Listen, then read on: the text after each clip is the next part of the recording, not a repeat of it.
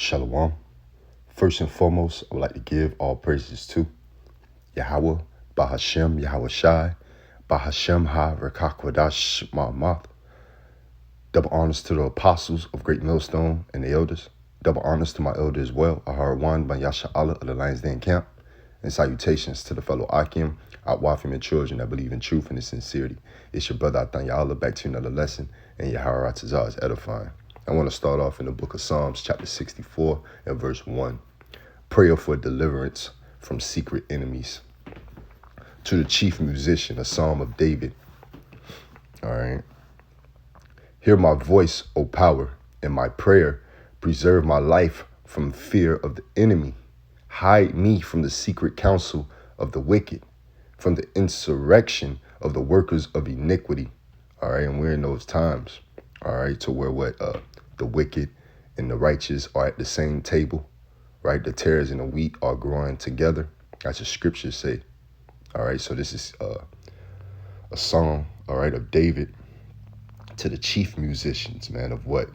Asking the Lord to hide, man, hide the elect, hide those who are in his secret place, all right, the secret place, the strong tower of Yahweh Ba'ashem Yahweh Shai, all right, against what? The secret counsel of the wicked, all right, as the wicked, they are, here on this side, all right, the heathen, as well as 2/3 of our people, all right, they work in, they do iniquity out in the forefront, where it's hidden in plain sight, to a certain extent as well. All right. Basically, wickedness has gradually waxing fat. All right. And it's getting worse and worse. All right.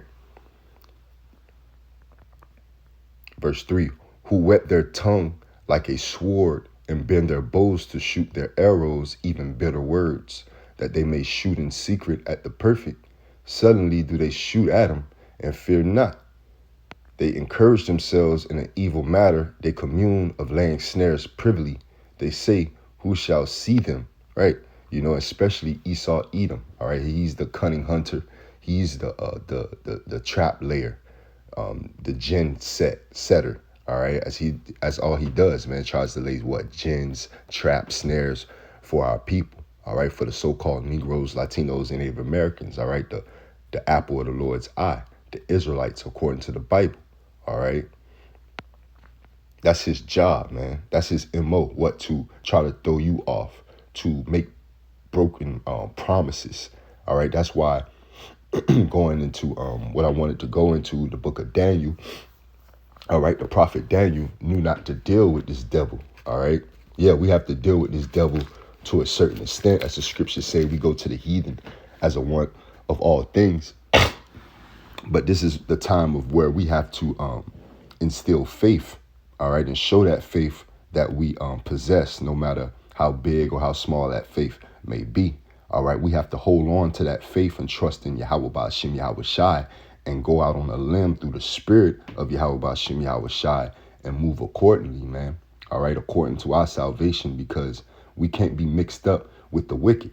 All right, because you'll get caught up in their traps. All right, they don't have your best interest at hand. Again, what does darkness have to do with light? All right, nothing. All right, what does righteousness have to do with wickedness? Nothing.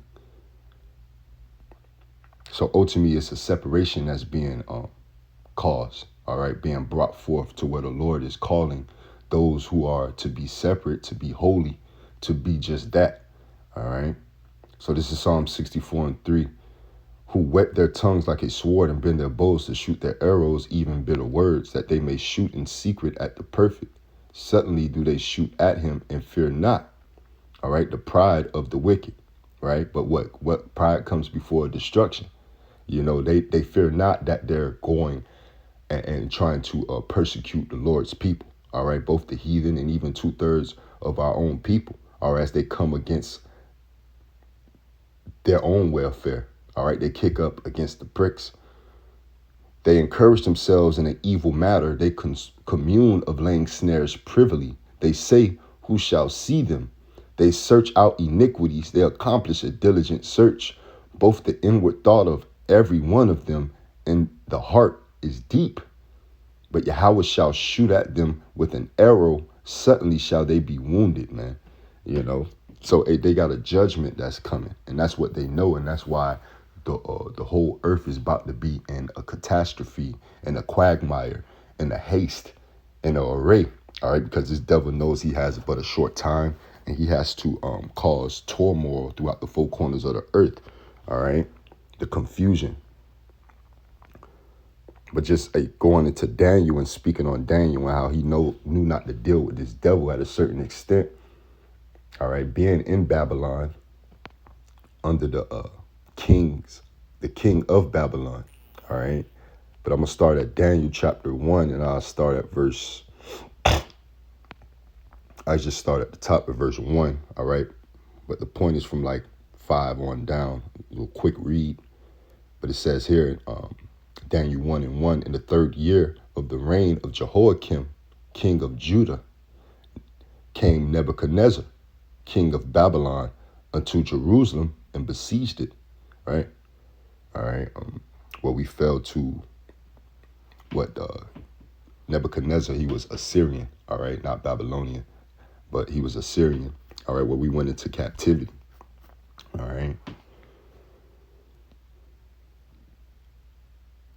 And the Lord gave Jehoiakim, king of Judah, into his hand, with part of the vessels of the house of Yahweh, which he carried into the land of Shinar to the house of his power. And he brought the vessels into the treasure house of his power. And the king spake unto Ashpenaz, the master of his eunuchs, that he should bring certain of the children of Israel and of the king's seed and of the princes, children in whom was no blemish, right? Righteous children, but well favored and skillful in all wisdom and cunning in knowledge and understanding science, and such as had ability in them to stand in the king's place, Salakia, to stand in the king's palace, in whom they might teach the learning and the tongue of the Chaldeans, right? All right, so they was choosing what? Children of no blemish, righteous children to teach perverse things, all right? Wine, philosophy, all right? Doctrines of men, like you have today, all right? Having what? All type of philosophies that do as thou wilt spirit here in the world today, to where the Lord's people is not in the Lord's, they're not submerged in the Lord's knowledge, wisdom, and truth, all right? They're being sidetracked, trapped, all right, bamboozled, hoodwinked, right? Verse 5, and the king appointed them a daily provision of the king's meat and of the wine which he drank, so nourished them 3 years, that at the end thereof they might stand before the king, right? That you'll have a piece of the pie, the slice of the devil's pie, you know? Well, as the scriptures say, a gift destroyeth the heart. And that's all Esau's plan, man, for you to get crumbs from his table so he can point the finger at you when it comes to your iniquity, because you have the everlasting birthright, man. It's that perpetual hatred, just going back into how Esau is that sinister, all right? His war in his heart, his la'av, all right, all the way from the times of old to where he's upset about that birthright, all right? He wants to put all type of evidence and iniquity against the children of Israel to plea out and try to point the finger when it comes to, hey, this is your people, all right? But that's not gonna work, man. The Lord set up Esau to do and be a diabolical demon for our people to learn not to eat, all right, for the taste, all right, but for and pleasure and to feel good, but eat for their health, all right? One of the just linking up with the brothers yesterday, all right, a couple of the brothers, our cause, our Yah, you know, that's one of the points that we had ended up speaking about the other day, all right, the other night, when it came to how that's how our people eat spiritually. When it comes to the philosophy of the world, all right, they eat for the taste, they eat for the pleasure, they eat to feel good. They're eating spiritual GMO versus eating for their health. Because when you eat for your health, everything don't necessarily taste good. or everything don't necessarily digest good, because it might be working or working out an ailment when while gathering up and bottling up an illness to get ready to dispose of it to whatever you may have consumed as far as a herb standpoint, right? Something healthy. When you eat healthy, all right, it not always tastes well or digests well, but the benefit and the properties that is carried, it's what works. All right, it's what's beneficial for the body. All right, and you can look at that spiritually. All right, 2/3 of our people love GMO, the spiritual GMO foods that benefit them not. They love oppression. But hey, Daniel, he knew not to eat of the king's meat. All right, and this is Daniel 1:5, and I'll read on. All right, quick read to verse 16. All right, 5 to 16. And the king appointed them a daily provision of the king's meat and of the wine which he drank, so nourishing them 3 years, that at the end thereof they might stand before the king. Now among these were of the children of Judah, Daniel, Hananiah, Mishael, and Azariah. All right, unto whom the prince of the eunuchs gave names, right? They gave them slave names, all right, with the byword of reproach.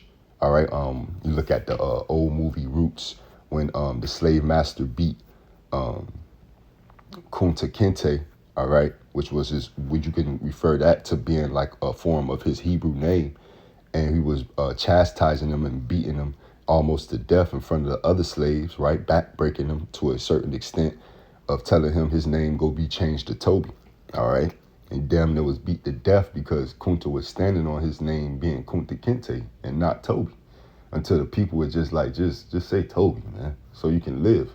All right, but that's what, trimming your ways to seek love. That's what our people have done. All right, they have crouched down as the old lion. All right, but the Lord have to rouse them up. All right, but just as the day, man, eating the king's meat. All right, drinking his wine. All right, running the rat race today.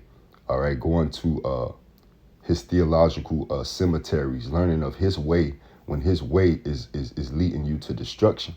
The scriptures speak on it's a way that may seemeth right to a man, but the end thereof is the ways of death. All right. So again, the traps that Esau is setting from his broken promises, as he's a found liar. He's a liar from the beginning, according to Psalms 58 and verse 3. All right. How the wicked are estranged from the womb. All right. They come out ready to lie, be dishonorable. And that's what they want to seep into our people, that poison that's like the poison of a serpent, all right? But it's going back to Daniel chapter 1 and verse 7, unto whom the prince of the eunuchs gave names, right? They gave slave names to Hananiah, Mishael, and Azariah, all right? For he gave unto Daniel the name of Belteshazzar, and to Hananiah of Shadrach, and to Mishael of Meshach, and to Azariah of Abednego. All right. But Daniel purposed in his heart that he would not defile himself with the portion of the king's meat, nor with the wine which he drank. Therefore he requested of the prince of the eunuchs that he might not defile himself. Right. He had to stand on it. You know, he had to go to him and say, hey, look, I'm a representation of this. I stand for this. All right. Believe the scriptures speak on how you testify.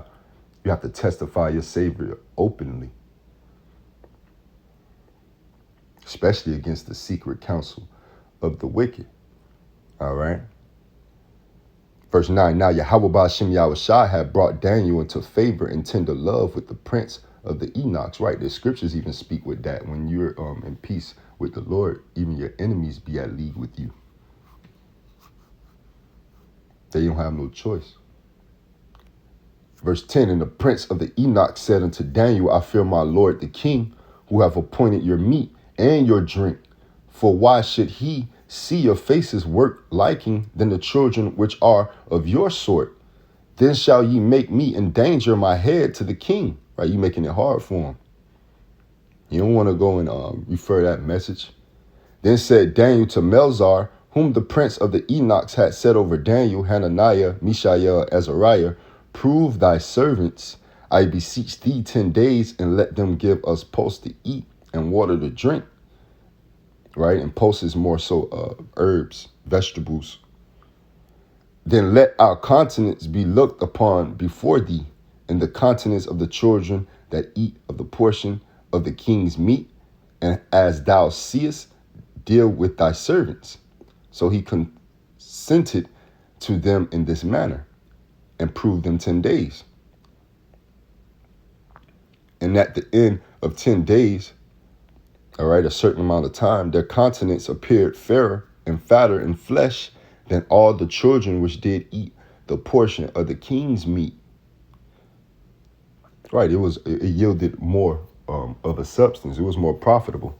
All right, and you can look at it twofold in a health benefit perspective by eating actual herbs and things that's beneficial to you.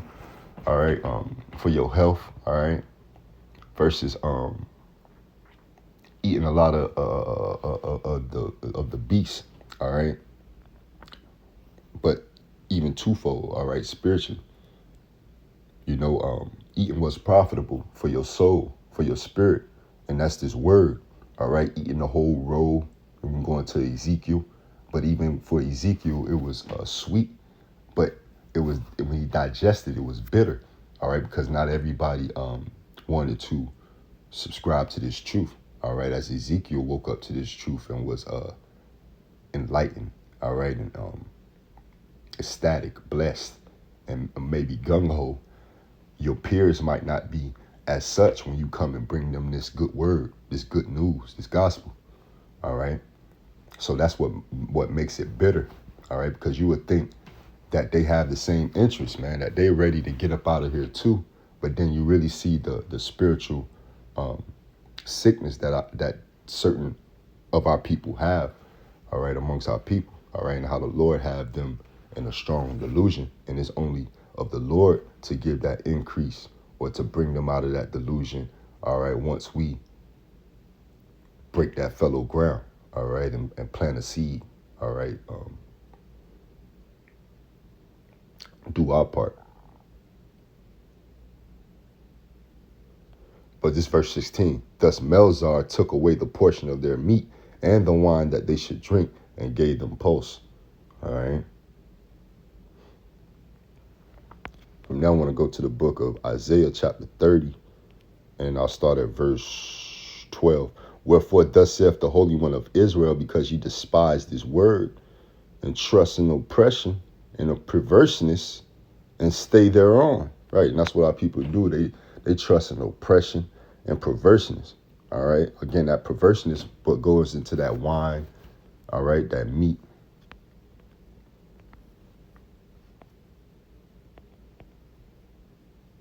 To turn aside, to go wrong, go crooked, devious, perverse.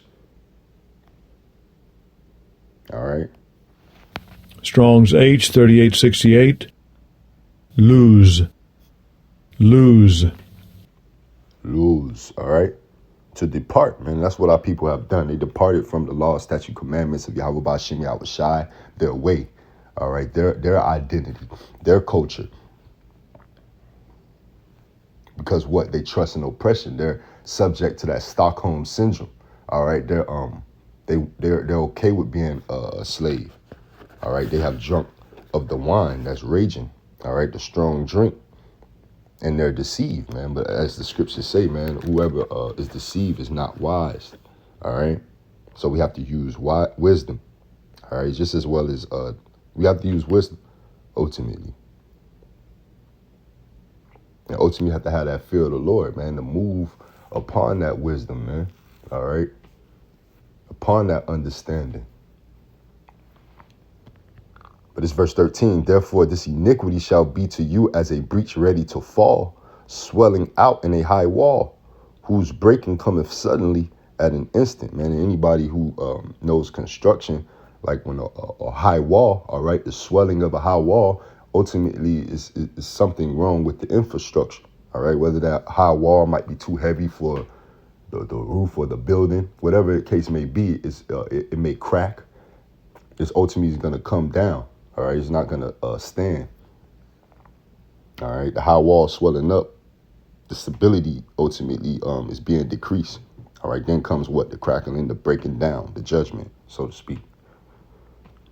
All right, so what? It's going to be a breach ready to fall. Those who trust in oppression, those who join hand in hand with the wicked. This is John 8:44. All right, so what? That's why the scriptures speak on how we not to trust this devil.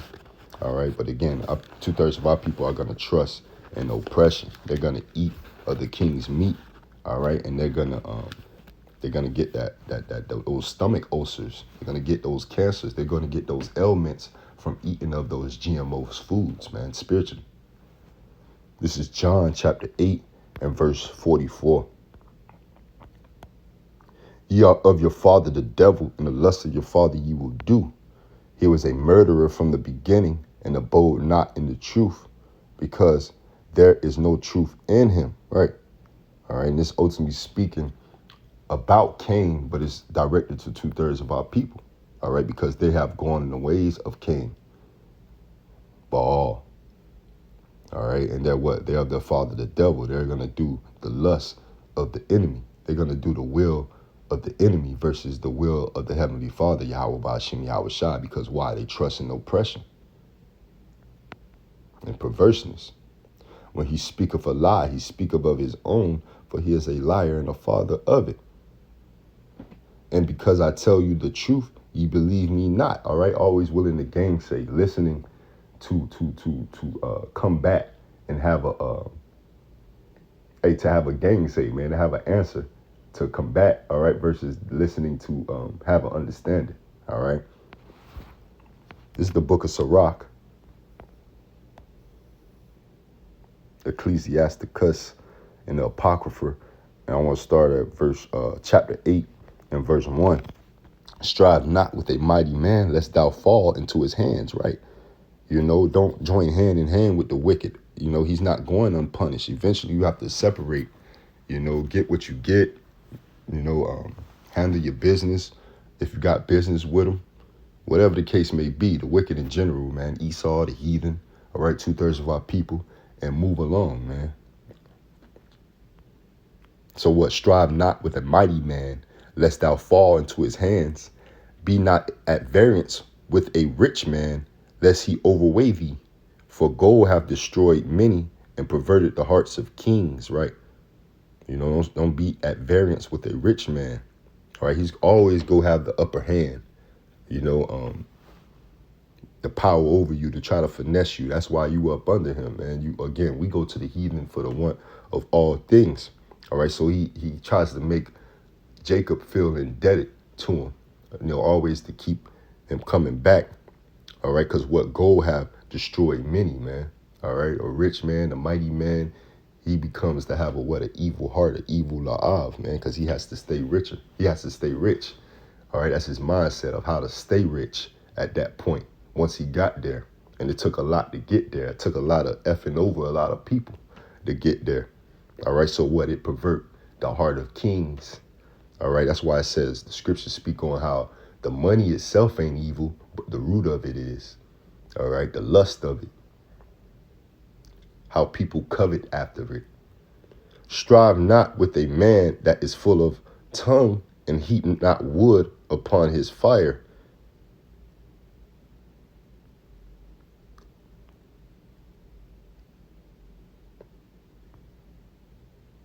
Just not with a rude man, lest thy ancestors be disgraced. Reproach not a man that turneth from sin, but remember that we are all worthy of punishment. Why? You know, reproach not a man that turneth from sin, right? Because when one man repenteth, the angels rejoice. You know, it don't matter what a man have done or have did when he come into this truth, and the Lord has entreated him and blessed him with this wisdom and knowledge to understand this truth and come into the sheepfold. He's been kissed by the Son, man, ultimately, technically. So you have a chance and an opportunity to wipe your slate clean. All right, so just as what commands say about an individual, all right, it's past or whatever the case may be. When he comes into this truth, he's to be a new man, all right, by Yahweh Ba'Shem Yahweh Shai ultimately. What the scriptures speak on how what even the angels don't even give an evil accusation. So who is man, right? So it says, what, reproach not a man that turneth from sin, but remember that we are all worthy of punishment, man. That's where that balance come in at, all right? Yeah, it's rebukes and it's a check, a self-evaluation, and it's a check among the a check among the flock, all right? The Spirit keep us in check as well, all right? Hey, but that balance, we understand that what, man? We don't boast against the branches, all right? Lest the root thee, roughly paraphrasing.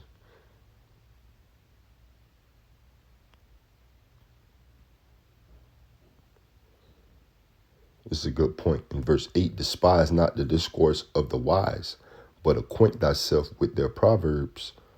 For of them thou shalt learn instruction and how to serve great men with ease, right? It's hard to please the enemy, to please Esau, because he the enemy to begin with. Even when he seemed pleased or he at peace with you, he really not. It's war in his heart, as the scriptures say. This is the book of Sirach, chapter 12, and I'll start at verse 1. When thou wilt do good, know to whom thou doest it, so shalt thou be thanked for thy benefits, right? Do good to who good is need to be done to. That's why it's like the Lord don't care about who you walk across the street, because you walk the old Edomite across the street, like our elder like to say.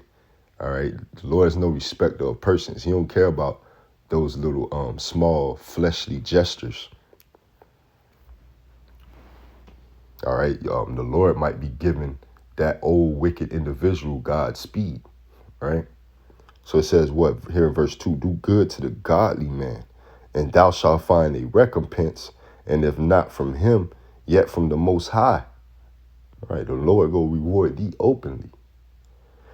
There can no good come to him that is always occupied in evil, nor to him that giveth no alms, right? Give to the godly man and help not a sinner. They go out their way for the enemy or for the wicked, or 2/3 of our people, all right? But they don't go out their way for Yahweh Ba'Shem Yahweh Shai, all right? The meek, the righteous. Do well unto him that is lowly, but give not to the ungodly. Hold back thy bread and give it not unto him, lest he overmaster thee thereby.